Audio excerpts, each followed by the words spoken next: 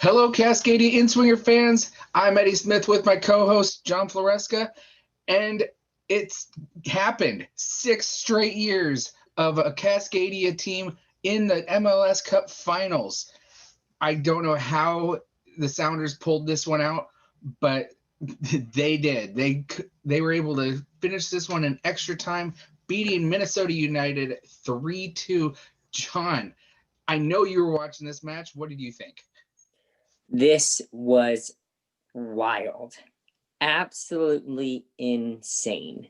Through 68, 70 minutes of the game, Minnesota took it to Seattle. They got a goal off a beautiful direct free kick from Reynoso, which, for the record, was Minnesota's first ever direct free kick goal. The first time it happens in club history, and it happens in the Western Conference Finals. Talk about stepping up to the moment. This Reynoso kid can straight out ball. I could not be more impressed with the performance he put in this playoffs. Eddie, after that, it continued to go downhill for the Sounders because they gave up the first goal off a set piece, and then the second goal comes in off a set piece, and the ball gets crossed in by, guess who? Reynoso. He had a goal and an assist in this one. They're up 2-0 going into the 70th minute, actually longer than that. But then the Sounders took over, and this game took a total 180, and the train started going in the other direction, and it wasn't stopping. No, it wasn't. Before we get into the Sounders goals, I just want to mention that Reynoso, with that goal and assist, I think it was a goal and assist combo, made him the quickest, or made him the league leader in goals and assists in the shortest amount of time in the playoffs. I think it only took him 3 matches, where I think the next closest was like 7. So just ridiculous for him coming in for his first year in MLS. He just had an unbelievable year, and I see nothing but good things for Minnesota United with Reynoso going into the future. Yeah, he's definitely the solid piece that they've needed. And the broadcasters were talking about how they've worked really hard to recruit him over the last few months, and that Minnesota's had their eye on him for a while. And they've had to really lure him in to get him to the club. And it turns out it was worth it. All that time they put in to get him at Minnesota, I'm really excited to watch him play next season. I'm really excited to see. For sure. So getting into these goals, it came from the substitutes. Will Bruin comes in the 73rd minute for Paulo, and 2 minutes later, he's putting a ball in the back of the net. I thought that was just incredible, seeing that. Rui Diaz takes a shot, goes off the defender. I don't even remember who it was that was the defender for Minnesota there, but it falls right to Will Bruin, and he just puts a shot into the back of the net, kind of reminiscent of what happened in the Minnesota Kansas City match, I felt, with how the ball was struck. Just beautiful on Will Bruin's part. Yeah, Will Bruin came in, and that changed the whole game. I was watching with my wife, and after they scored, Minnesota scored the second goal, she was ready to turn it off. She was like, this game is over. And I said, if the Sounders can get one before 80, the finish is going to be wild. No guarantee that they were going to make the comeback or not, but if it's 2-1 with more than 10 minutes left, we're in for quite the finish.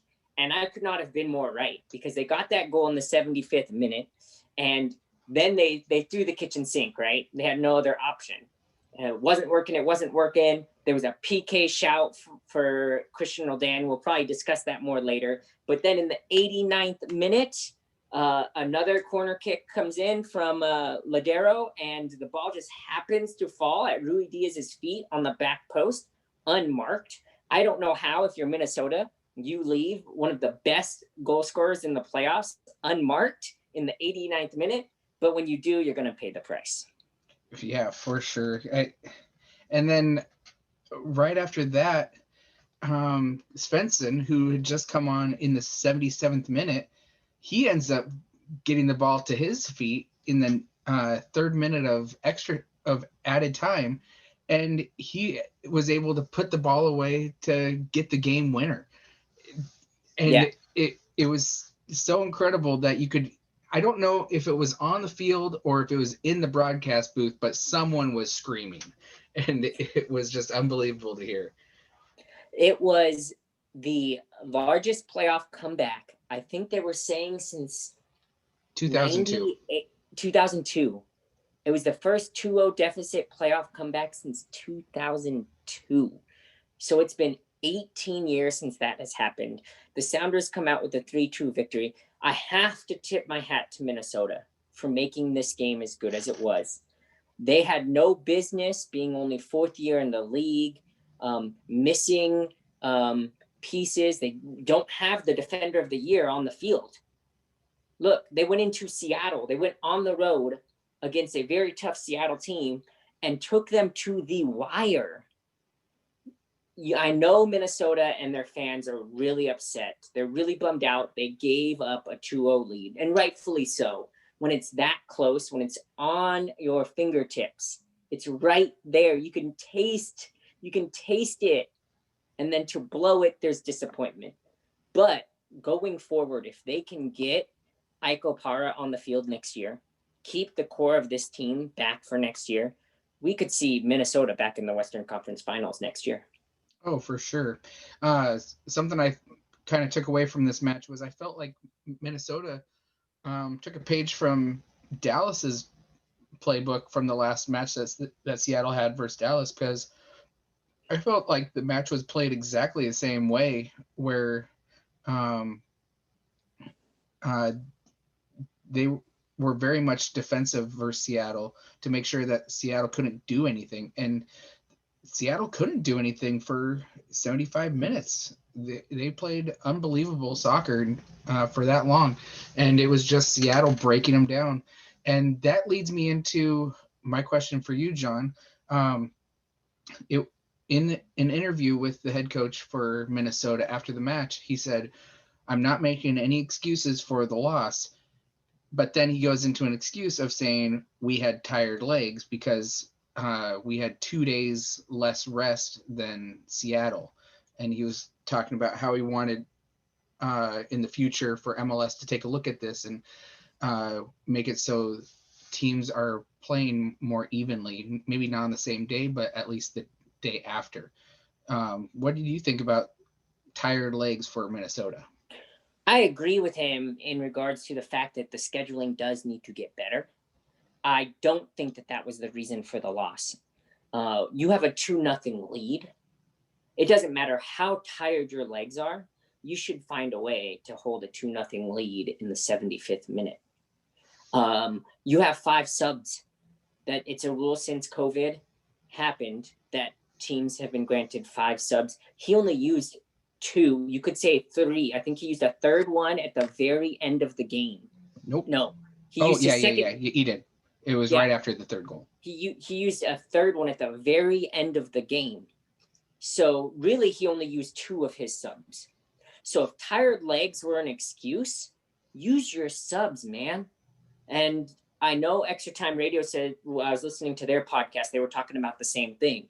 They don't have the deepest bench. I understand that. Being the club that they are, newer into the league, they don't quite have the depth that a team like the Seattle Sounders do. So it was harder for him to be willing to go to his subs. But in this situation, you have defenders. You gave up 2 goals on set pieces, on corner kicks at the end of the game. Bring in a big body. If you have tired legs, at least you have a big body in there to try to win those. So yes, it's unfortunate, but he would have a stronger case if he actually used his 5 subs. Well, we'll see what happens next year if he gets a deeper lineup and is feeling more comfortable to use those subs. But with that being said, are we ready to talk about the big game coming up on Saturday? I am so ready for this. I've got so many storylines lined up for you. Where would you like to start? I know where I want to start. Just Take it away.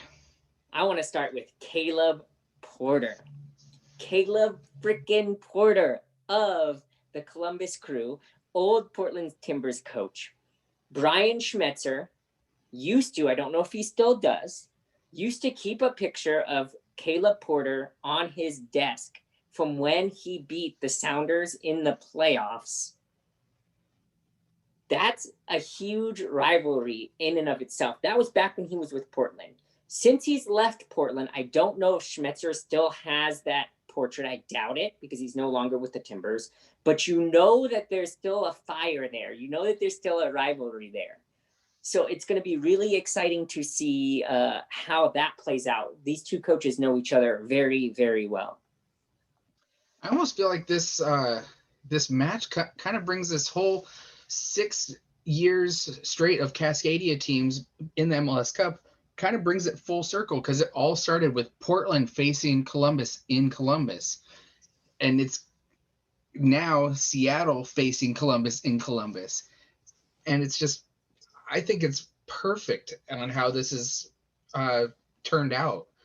But we need and the coach from that team 6 years ago was Caleb Porter, led Portland to their first MLS Cup victory. It's a weird soccer circle going around here, but it's cool to see. It really is cool to see. And I'm going to say this just to bring them into the show, because we haven't talked about them for a few shows. Vancouver, we need you in this. We want some Vancouver action when it comes to the MLS Cup. It's all Seattle, Portland, Seattle, Portland. We need some Vancouver to get in this. Next year, I hope to jump full board on the Vancouver train for MLS Cup. I hope that they can piece it together. They've got some good players coming in. Really happy with what they're doing up north. But we're going to focus on the Sounders. But Vancouver, we're going to be thinking about you for next year. For sure. So we got some news about the Columbus Crew, and they have some more COVID positive players, and so that's going to take some players off this match. And John, you talk about these guys. I'm frustrated by this. Darlington Nagbe and Pedro Santos for the Columbus Crew have tested positive and are deemed medically uncleared to play in MLS Cup. Most of the time you'd say, yeah, the two of the best starting players for the other team are missing. The Sounders have a better chance of winning. But I never want to win that way. I wouldn't want any team to win that way. You want a team to play full strength. I would like to see this MLS Cup full strength versus full strength, because now, anytime if the Sounders manage to win, then people on the other side are going to say, well, you only did it because of COVID. You only got it because of COVID. And so it really frustrates me. It puts a damper on the whole thing. I hope Nagbe and Santos get well soon. I'm also sad because Nagbe was part of that Portland Timbers squad that won the cup for the Timbers 6 years ago with Caleb Porter. So there was even more Portland Timbers connection into this game that is now not going to be there. So I'm pretty bummed out about it.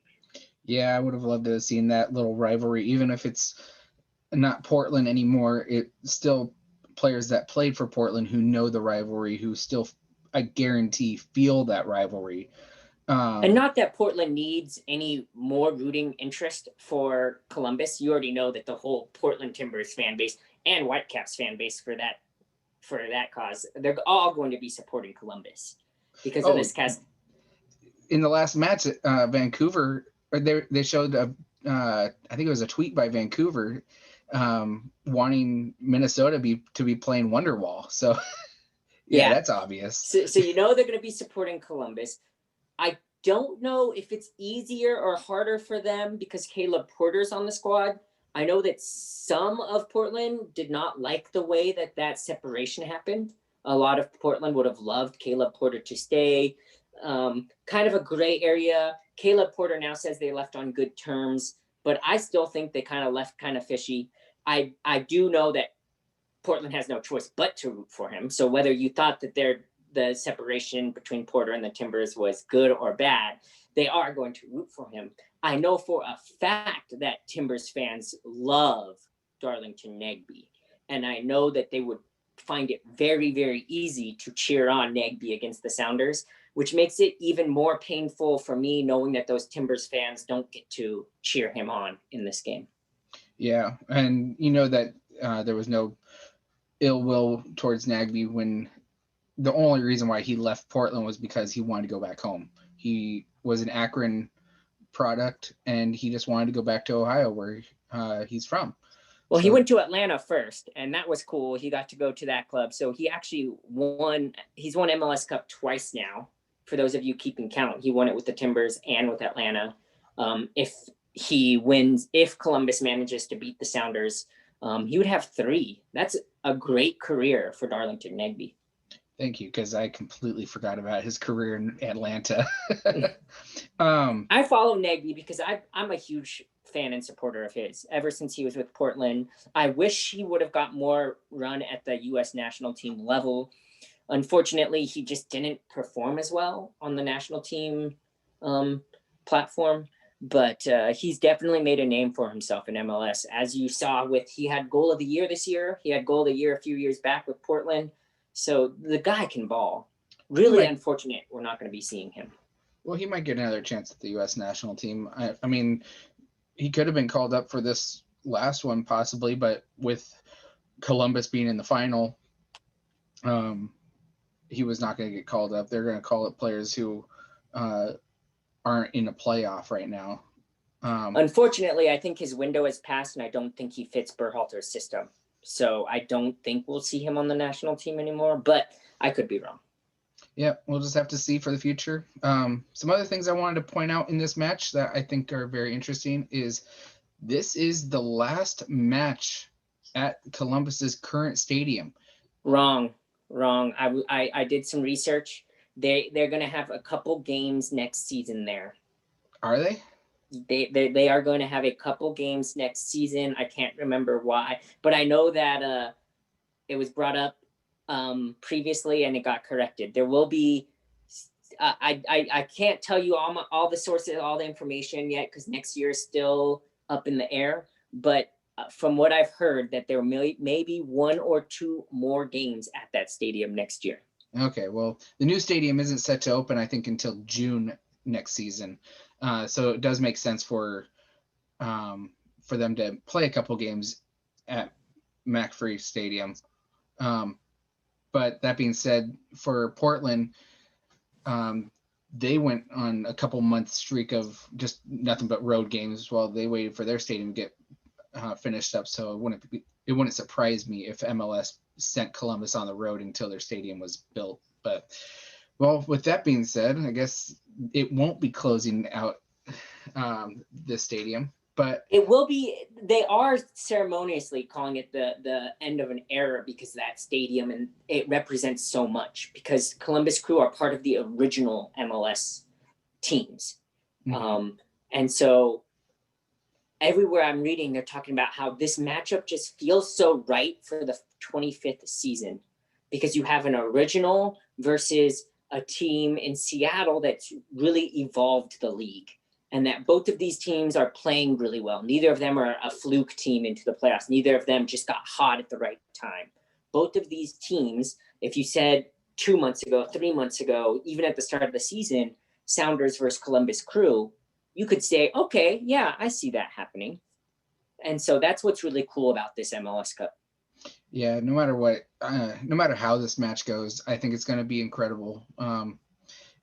Also, another note about the stadium is this was the first MLS stadium that was soccer specific. Mm-hmm. So that's going to be the end of an era just right there for the stadium. And to be honest, I feel like that's a perfect way to go for this stadium. Leave the first original soccer specific stadium to go out with an MLS Cup match. Right. Well, like I said, there's rumors that there'll be 1 or 2 next season, but this is a big ceremony for that stadium, for that fan base, because Columbus was so close to leaving, and the community and the ownership, they all came together to make them stay. And that's huge for them. If they were to win it, that would definitely be part of that celebration. Obviously, I hope the Sounders win it. Tactically, now that there's these missing pieces, I definitely think the Sounders will at this point. The Columbus Crew, their style is very much control the ball, control the tempo. They kind of feel to me like the LA Galaxy teams of the early 2010s when they had Landon Donovan and David Beckham and Robbie Keane, and the fact that they've got a team of players that are so cohesive and move so well as a team that they're on the ball and they're passing, they're doing what they want. It almost looks like half court basketball when they're playing. It's really neat. And so you can expect to see that from them.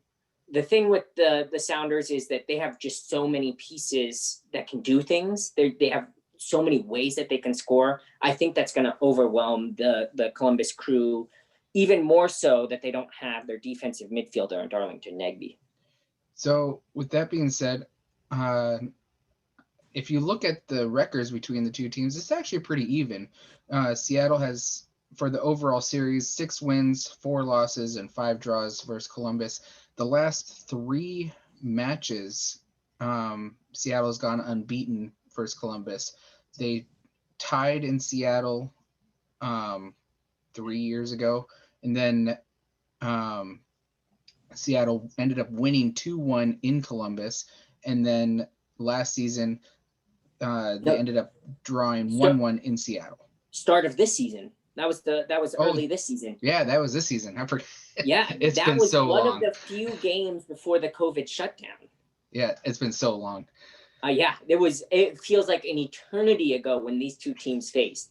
But it's really bizarre because the Sounders just played Minnesota and Dallas, which they had never seen this year. And now they get to the final and they're actually playing a team that they've played against. One of, I think, 3 Eastern Conference teams that they got to play against. Because I know they played Chicago to start the season. They played Chicago twice. Yeah, they played Chicago in the tournament. They played Columbus. I think that's it. Yeah. Yeah. They've only played those Eastern Conference teams. And so it's kind of interesting that it did happen to be a team that they've seen. Yeah. But like I said, these last 3 matches were very close. It was either 0-0, 2-1, or 1-1. And so do we see this going low scoring again? Or because Absolutely. Columbus is missing players, do we see this match getting a little bit more open? If we know anything about Caleb Porter, it's the fact that he keeps games close. He keeps them tight. He keeps the games in control. He doesn't like a game that gets open and spread out. That's always been his MO. And so even when they were playing Caleb Porter in Portland, you would see that. And so I expect this game to be very, very close. I expect this game to come down to 1 or 2 moments of magic from either team. Maybe a set piece goal here, a set piece goal there. Set pieces seem to be dominating the MLS Cup. So MLS Cup playoffs. So we'll see how that plays out.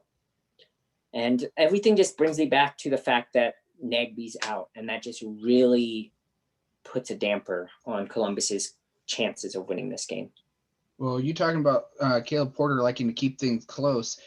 If you look at Columbus's record dating all the way back to, I'll say October, there was only 1 match that was over 2. That was 2 goals difference. You got New England 1-0. The match against Nashville 2-0. That's the only one. Then you got 3-2 versus New York, 2-1, 2-1, 2-1. It's just either a 1 goal win, 1 goal loss, or it's a tie. There's not much where I think the last time that, other than that Nashville game that they won 2-0, you have to go back to October 18th versus New York City FC in Columbus, where Columbus won 3-1. So he likes to keep things close, no matter how it goes. I know that they did really well in the group stage of the MIB tournament. I think they beat Cincinnati like 6-2 or 6. They crushed them. That might be the biggest win of the year for them. But that was really early in the season. That was against FC Cincinnati, which, as we all know, isn't the greatest team. But since then, it has been pretty close. So I do expect Caleb Porter to keep this one close, especially knowing his personnel group, knowing the Sounders personnel group. I don't think they want to get into a boxing match with the Sounders. They would much prefer it to be a smaller, slower paced game. So you're kind of expecting this match to kind of resemble the Dallas and Minnesota matches that we just saw. Mm-hmm. I think that's what teams have concluded. I mean, that's how the Timbers beat them 2 out of 3. Technically, they won 2 out of 4. The third one was a draw against the Sounders. I mean, the Timbers were the model team against the Sounders all year. So if teams are trying to emulate that, and I know you said that Minnesota copied Dallas in the round before, I really think both of those teams copied Portland from the regular season, because that was the team that showed the best success against Seattle. So what do you have for a scoreline for this match? I'm going to say 2-1 Seattle Sounders. 2-1. And it's not going to be as close of a 2-1 as you think. I think it's going to be 2-0 Seattle. Columbus gets one late to make it intense and fun for the fans. But I don't think Seattle's ever going to feel like they were going to lose this game. The difficult part for me to think about with this match, as far as a prediction, is the fact that in the finals that the Sounders have been in, it seems like they haven't really played well in any of the finals. I know they won 3. Was it 3-1?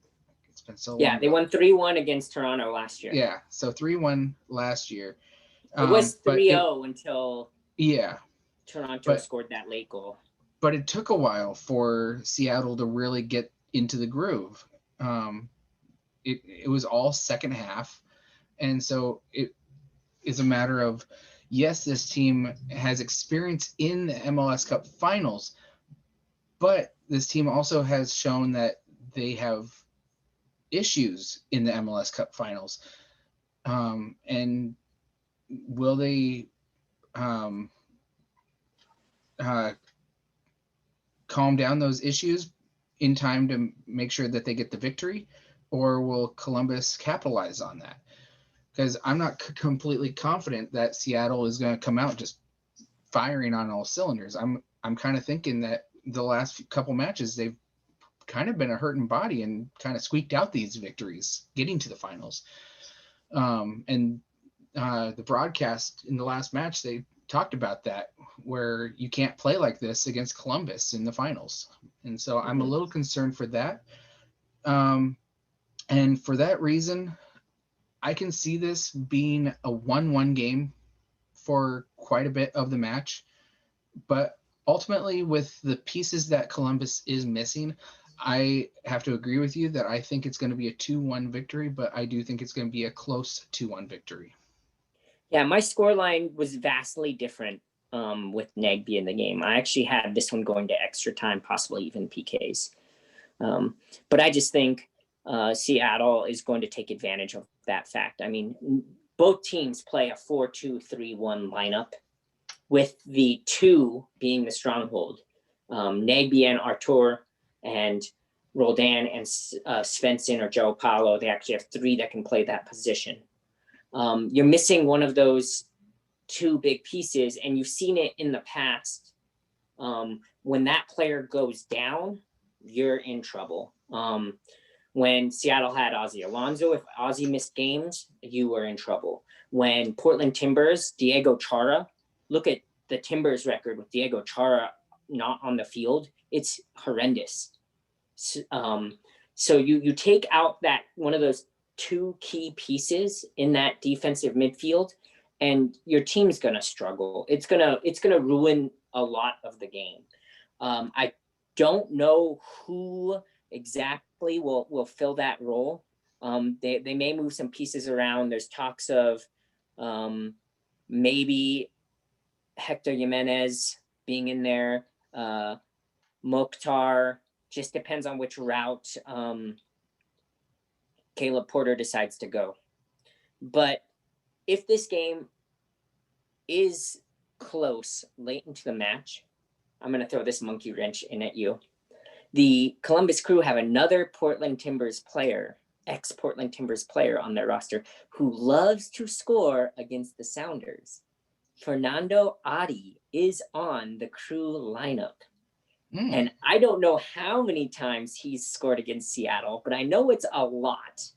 And so I could see Portland or Caleb Porter throwing him in there, knowing what he's capable of doing. That being said, he's not the Fernando Adi that used to start like he started for the Portland Timbers. But just a little monkey wrench in there to make some Seattle fans think about that name for a while. Well, for sure, I want to make sure that any Seattle fan listening to this, don't be confident that Seattle's going to go in and just get a victory. Nothing is going to be handed to Seattle. Columbus, even with missing players, they are still a force to be reckoned with. There's a reason why they are hosting MLS Cup over Seattle. That being said, Columbus only got to host over Seattle by 0.01 for the points per game. 0.01. It should have been a neutral site. I mean, look at how close that was. That's insane. Absolutely insane. Again, for Seattle fans, don't take this game for granted. Don't take the players being off the field for granted for Columbus, because this Columbus side is a dangerous side. But it's going to be a fun match no matter what. If you want to catch this match, and you better be wanting to catch this match, it's going to be on Saturday, December 12th at 5:30 p.m. Pacific, 6:30 if you're in Arizona, 8:30 if you are at the match in Columbus. It's going to be on Fox. If for anyone up in Canada, it's going to be on TSN. So definitely check out this match. It's going to be a fun one. Eddie, I need help picking a beer for this match. Normally, I'm up at Seattle. I try to get something local, or I'm in the Northwest. I get something regional for if there's a Cascadia team there. But I'm in Arizona. I got to see if I can find a Seattle. I know I can find Oregon beers. I think that there's a few Oregon beers down here that I might be able to find. But it's Seattle, not Portland in the cup. So I got to figure that out. Maybe I just go local and just get an Arizona beer. But do you know what you're going to be drinking for the match? Oh man. Well, I'm going with some Cascadia beers. I got Alaskan Amber in my fridge, and I got Pyramid in my fridge as well. So I have a 40-ounce beer mug that I'm going to be drinking out of on that match. I'm going to definitely be having fun for that. Also, a little bit of U.S. men's national team news. Just a quick side note for all this that we've been talking about. We missed a player on Portland that was going on international duty. Andres Flores was playing in his 65th cap for El Salvador in the match versus the USA for that friendly in Miami. Farfan ended up getting his first cap with the U.S. men's national team. Congrats to him. He came on at halftime. Flores, he came off the bench as well. He came on in the 52nd minute. United States just went to town with El Salvador in this one, winning the match 6-0. Anything to say about the match? I mean, other than the fact that the U.S. took care of business, it was over by the 30th minute, and it was just dink the ball around time after that. I can't say Farfan or Flores did anything of importance, because by the time they came in, the match was already out of reach. So, yeah. Well, they ended up getting their caps in. Congratulations to Farfan for getting his first cap with the U.S. men's national team. That's gonna do it for us for this episode. Again, gotta catch that match for MLS Cup on Saturday, December 12th, on Fox. Definitely check that match out. It's gonna be a blast for sure. Doesn't matter how many fans are in the crowd. I think there's like 1,500 that are going to be allowed in, but doesn't matter what the crowd capacity is. It's the product on the field, and it's going to be incredible. And for our Whitecaps and Timbers fans, Eddie and I, we root for all three clubs. So we know that you guys are going to be rooting for Columbus. No hard feelings there. We just know that in order for Cascadia to be the best soccer region in the U.S., which we know it is, and we want it to continue to be, Cascadia teams need trophies. I rooted for Portland in both of their MLS Cups because the more trophies that are in the Northwest, the better. When the Whitecaps get there, I'm going to root for them. It's just one of those things, man. Trophies make rivalries great. Nobody wants to see one team totally crushing the other. I guess you do if you are diehard in Portland and you hate seeing Seattle lift so many cups right now. But everybody will get their turn, we hope. You said best in the U.S. I'll have to add in Canada as well. Yeah. Best in the MLS. But no matter what, we are Cascadia. And I'm going to finish it off with that. Go Cascadia.